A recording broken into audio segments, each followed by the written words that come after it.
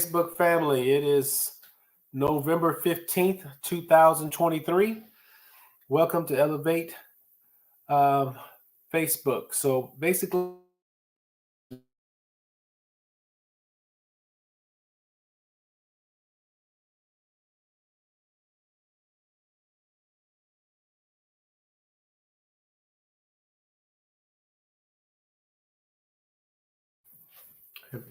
look like we had some internet issues.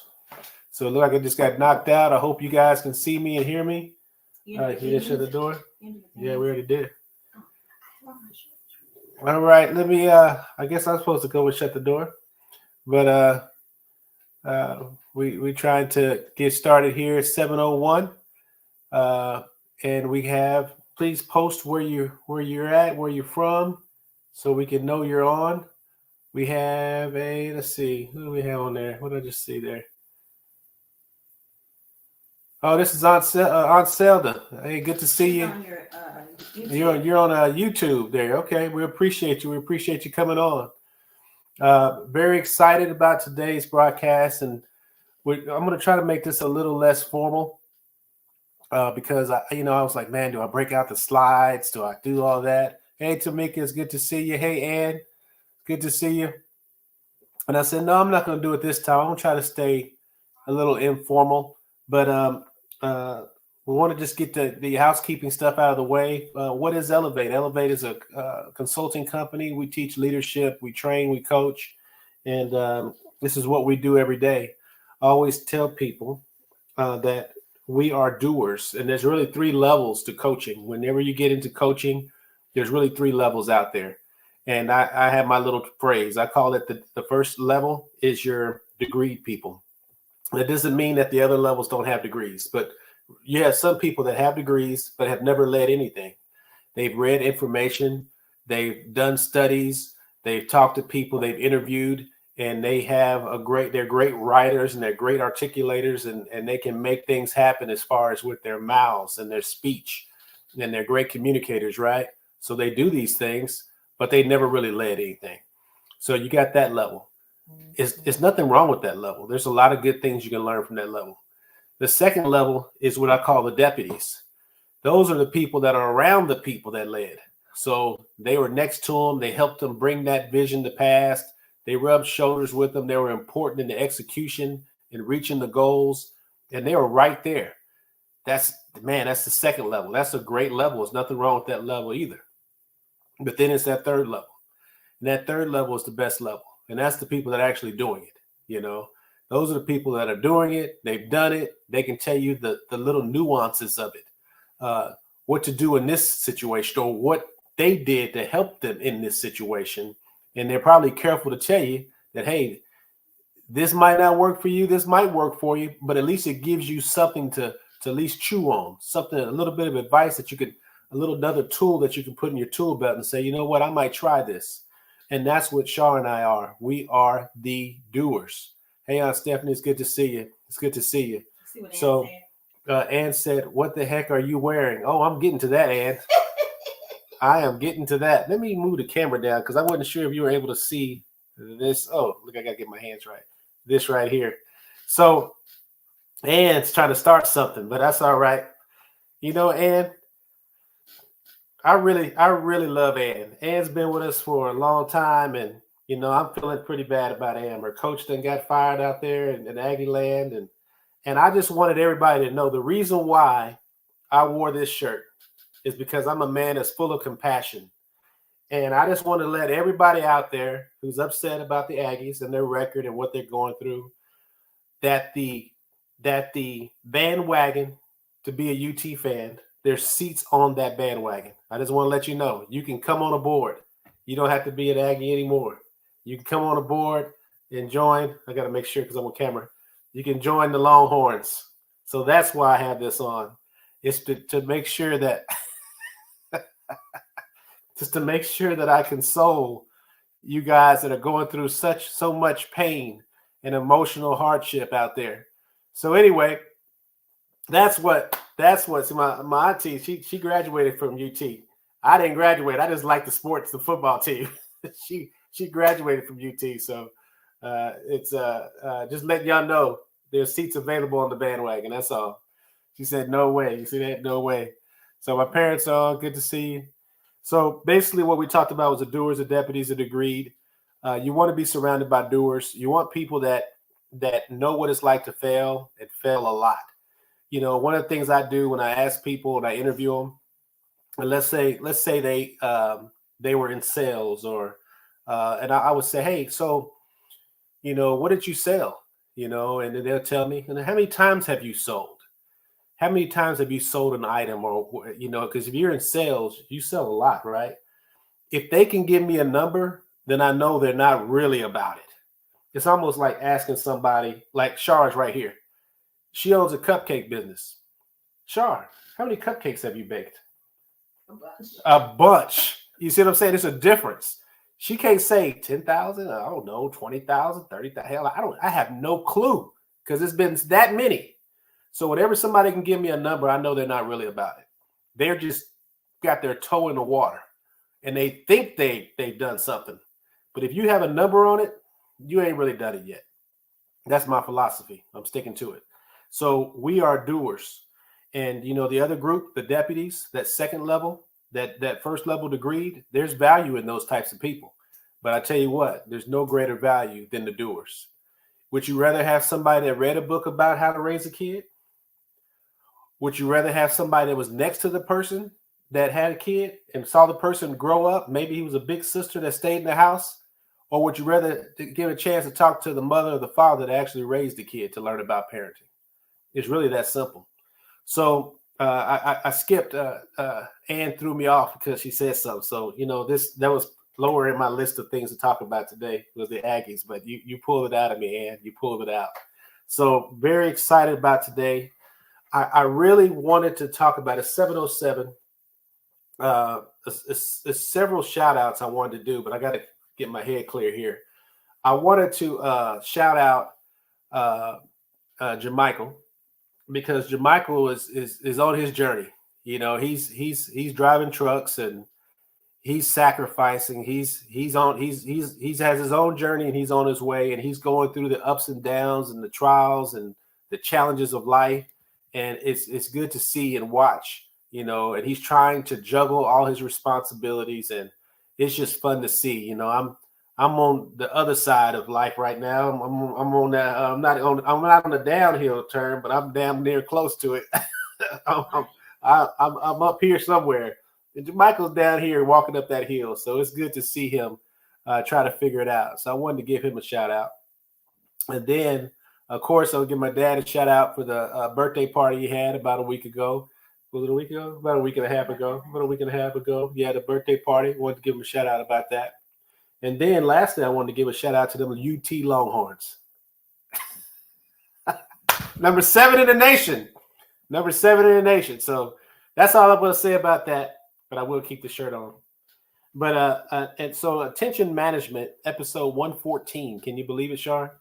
Episode 114. She yawned. So yeah, I can believe it. Episode 114. So attention management. And I want to give a little background because it's already 7:10. But I want to ask you guys, since I haven't done this in a while, how you guys feeling today? It's 7:10. It's a Wednesday. We're about halfway through this week. You know, went through your Monday, your Tuesday. Now it's the end of Wednesday.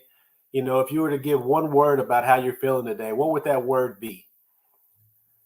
And just chime in. We don't have any special order here. Shar, you can even chime in. If I was to give one word, I would say I feel aggressive. I mean, that's how Aunt Stephanie put it elated. Shar said overcomer. I just feel aggressive. You know, what I mean by that is that I'm in a place. Ann said creative. I know she's writing a book. Alec is Tamika. She's engaged. She's like, I'm happy. So me right now, I'm in that dangerous place. You know, I'm in that dangerous place. So if I have to say one word, I would say aggressive.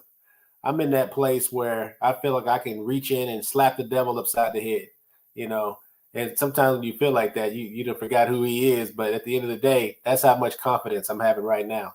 So Tamika said, ha ha ha ha ha. And for those that are not country, BFC means best friend cousin. You know, I think Tamika came up with that. So anyway, I just wanted to share this attention management because this program that I went through was so impactful. My dad said he's still trying to recover from the party. I'm still trying to recover from the party. I didn't even stay long. You know, before I start this, I got to say one thing. Oh my goodness. I got to say one thing. At 9 o'clock, they had an after party. That's all I can say. Now, I know my father won't mind me sharing that he's 70 years old. I'm 20 years, about less than 20 years younger than him. I ain't having no after party. I couldn't do it.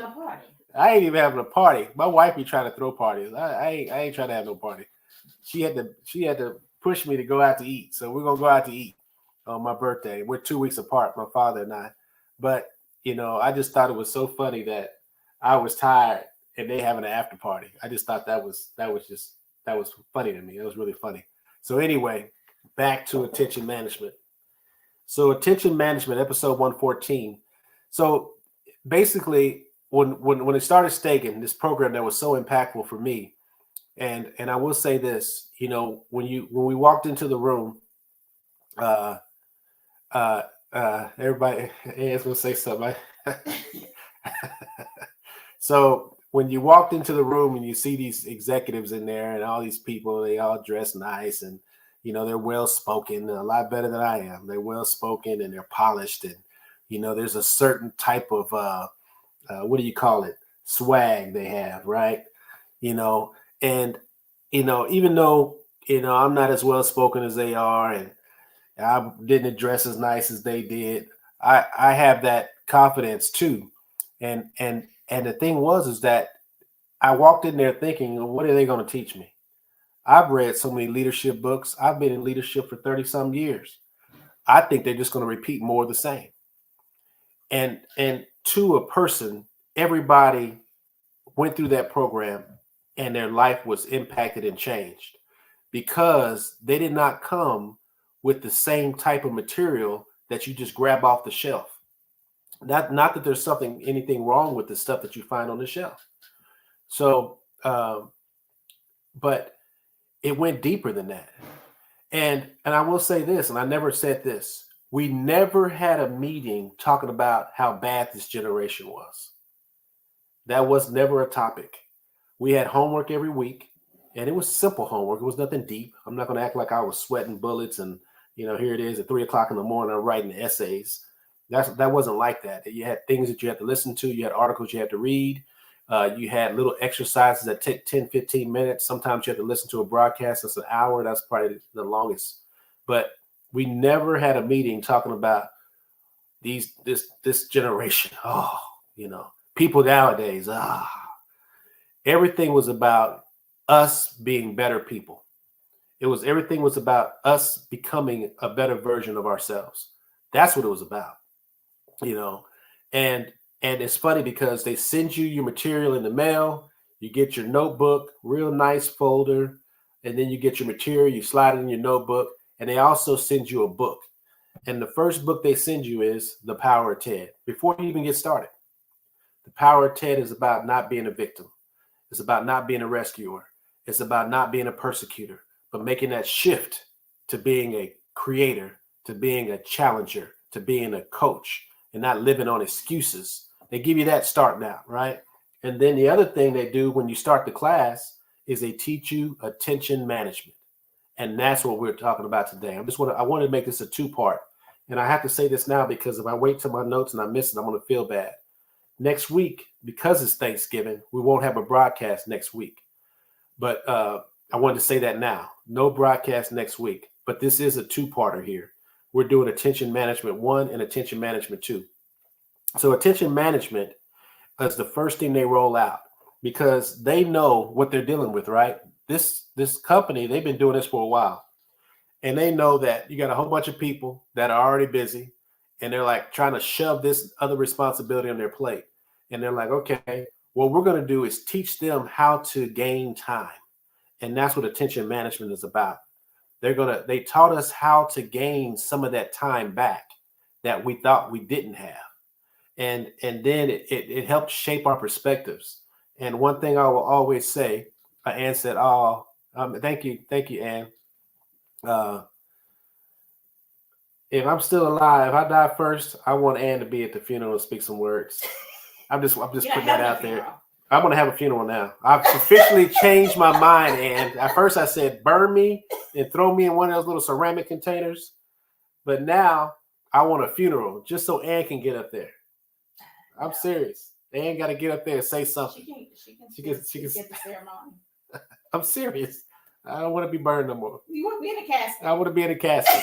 I got witnesses. If she burns me, just know that's not what I asked for. I changed my mind. So anyway, thank you, Ann. Thank you. So they know that we're busy and we're trying to figure stuff out, and we're like, hey, let's just get this done. Let's get this done, you know. So what they did was they taught us how to get some of that time back. So attention management is for people that don't do work really with their hands. We're judged, the people in that class, and a lot of the people on this call right here, you're not judged based on how well you dig a hole and how fast you dig a hole. So time management really isn't for you. Attention management is for people whose job is in relationships and creating ideas and getting people to reach those goals and accomplish. And it's more that than just something that has to do with a time and a place, you know. So attention management is about teaching you how to do things that help you focus, help you concentrate better. And that's what it's about. And one of the things, and I like the way they put it in this article, they said, but in many organizations today, work is done more with the mind and then more than with the hands, and as much on mobile devices in the cloud as a desk in the office. So that's the generation we're in now. I know Shar, she doesn't need to be in the office really. She can be an HEB parking lot getting work done. You know, she can be on her way to wherever getting work done. As long as she has a laptop, she can get it done. So when the value of work is in relationships, ideas, decisions, and outcomes, more than being at a certain place for a certain amount of time, the time management paradigm really breaks down. You know, we're about attention management, where your focus is. So a lot of people, we're struggling now, right? We're always behind. We're putting out fires. We're struggling. And it's because we never stop, reflect, come up with a plan, and then try to execute the plan. We're just running. And that's what they help you with in this course. And there's no way I'm going to be able to do justice to this, but I wanted to at least throw a couple ideas out there. The idea came from a book called The Attention Economy. The Attention Economy by Davenport and Beck. These were the pioneers in this field. That they said, hey, there's a thing going on in these companies called the organizational ADD, attention deficit disorder. People are just having a hard time focusing. They're always putting out fires. They're always doing things. At some point, the call was, hey, we got to be focused leaders. We have to have a conscious. We got to make sure that we're focused on the right things. And I love stuff like this. And y'all got to bear with me. And I haven't shied away from telling you I'm a Christian. And the reason I say this, because this is books of Acts stuff. In Acts chapter 6, they were preaching the word. Jesus goes up to heaven. They're preaching the word. And then they start having issues in the church. And you had some, I can't remember, maybe my dad's a pastor, maybe he could help me, but there were some people upset that they weren't being attended to. And they would complain to the speakers, the leaders of the church. And they said, listen, we can't spend our time and our attention focused on trying to make sure they're okay. We have to be focused on the word. So we need to appoint some people. And we're going to appoint them, and they're going to call deacons. And they're going to be the ones that attend to the people. And that's what they did, because they understood attention management back in the early church. And that's why I love stuff like this, because all we're doing is going full circle back to the original stuff that made us successful. So conscious leaders are serious about bringing more awareness to their actions and the actions of the organizations that they're a part of. And they're focused on just being more aware. That's really what it is. Because even after I go over these zones with you guys, there's 4 zones. Even after I go through these zones, you're still going to find yourself in bad zones. You're still going to fail, but it's about how you're aware of your failings, and you're aware that it's natural, and you're aware that this is normal. You know, that's what this leadership program really was good at teaching. You know, really, really good at it. So the mastery of awareness is a long life practice. The practice must be grounded in conscious awareness, of where we put our attention moment to moment. So like if you find yourself in a waste zone, which is one of the zones we're going to talk, one of the 4 zones we'll talk about, at least you know you're in the waste zone. So you don't come up with an excuse and say, well, I was doing this and this is why I didn't get whatever done. No, you didn't get it done because you were in a waste zone, you know, or, hey, I didn't get this done because of these people. No, you weren't proactive in trying to create ways to reach these people, right? Or, oh no, I was in a distraction zone. That's why you didn't get something done. You were too busy letting the phone ring and keep you away from what you're trying to do, or whatever it is. But at the end of the day, it teaches ownership all the way. It's you. Never had a discussion about this generation. We didn't even, I'm saying it wasn't even a sentence, you know? So that's the thing about staying. And I know it's 7:22 and I'm trying to get through this real quick. And one of the things I thought was a great question in this article, it said, what is your relationship with attention? How would you answer that? What is your relationship with attention? Is attention something that just goes to whatever stimuli that's around you? Or is it something that you are deliberate about putting your mind on? And if you are, how long? Right? So attention management is about really focusing where you keep your mind.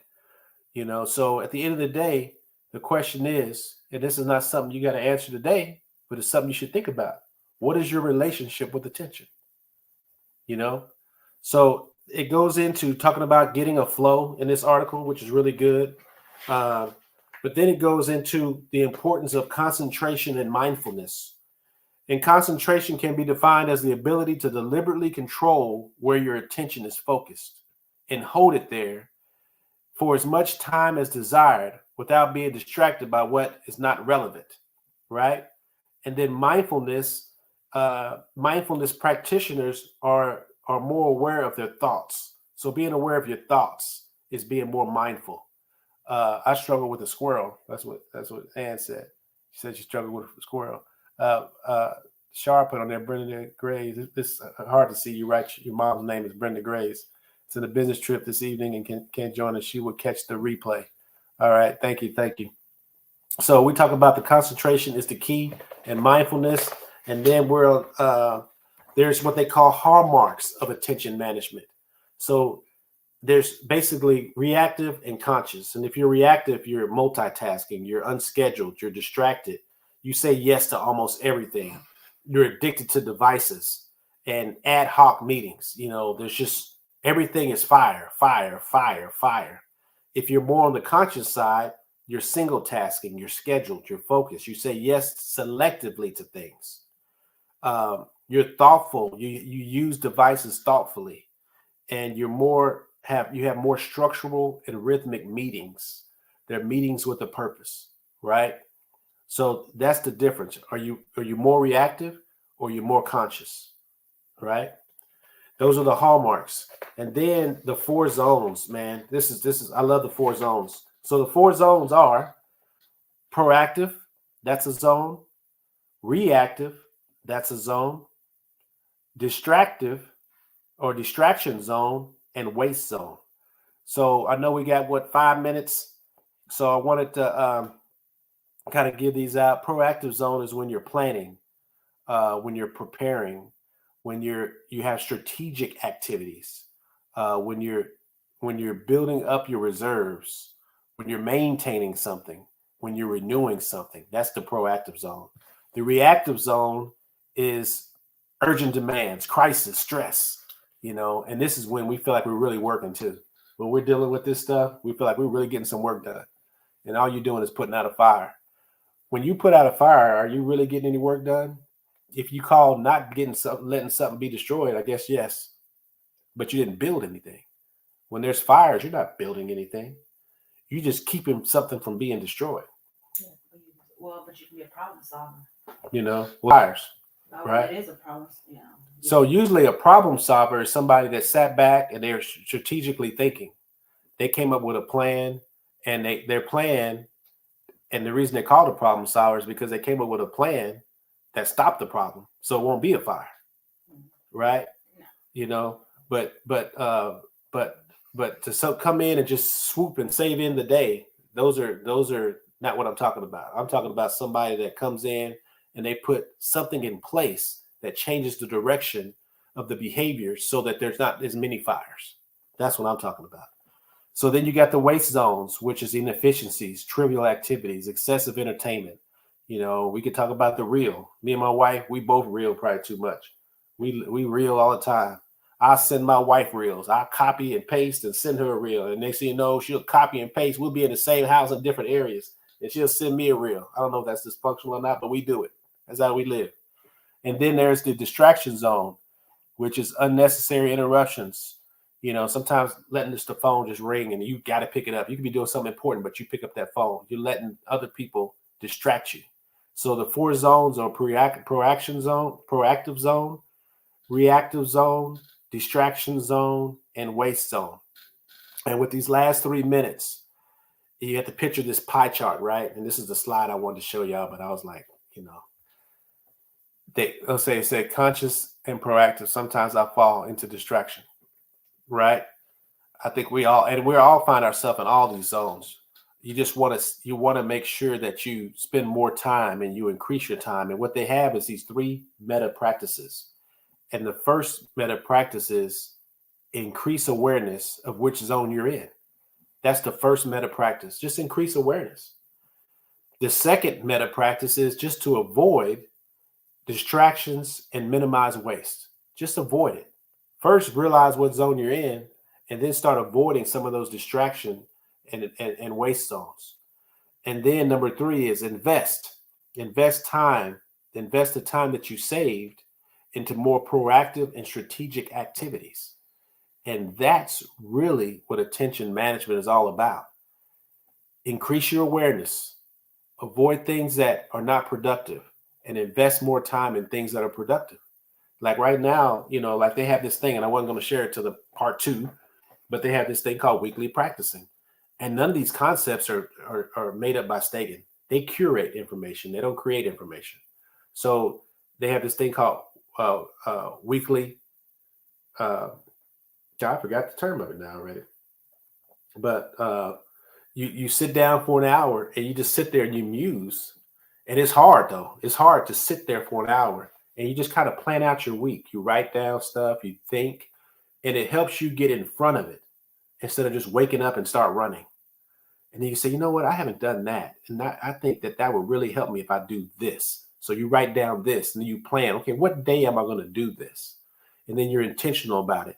And then next thing you know, you've time blocked it. That's another practice, another tool to time block. You time block that time. You say, okay, at 3 o'clock, we're going to take care of that. And that's what it's about, being on the front end instead of always being on the rear, trying to catch up. So it's 7:29. Let me know if you got anything out of it. Waste zone, that's a feeling of despair. Definitely. And I hope you guys hear me, that we started the program. They gave us a book about excuses and how to overcome them. And then the second thing they did was they started teaching us how to manage our attention because they realized those are the top 2 things. So we rolled out just like that. And then at the end of the day, they ended with higher purpose. And that's powerful. Impact Texas gave us a 1. I appreciate it. But I wanted to remind you guys, next week we will not be on. Thanksgiving. Enjoy time with your family. And then this is the season. This is the season, boy. We get ready to pull our stuff out of the attic. I'll tell me your birthday's next Monday. Oh yeah, I kind of told them already. My birthday's Monday. Thank you, Ann. Thank you, Ann. I will be 52. 52. I can't believe it. I cannot believe it. I still feel like I'm, in a way, I feel like I'm in my late 30s. But I guess that would be impossible because I was born in 71. So according to that, I'm 52. So anyway, you guys have a great one. Really appreciate you guys coming on. Auntie Zelda, thank you for spending some time with us. And you guys remember our slogan: be intentional, focus on growth, and elevate now. Be intentional, focus on growth, and elevate now. You guys have a good one. Bye. Aunt Stephanie says she's 22 and I'm 52. I don't know how that worked. I love being 22.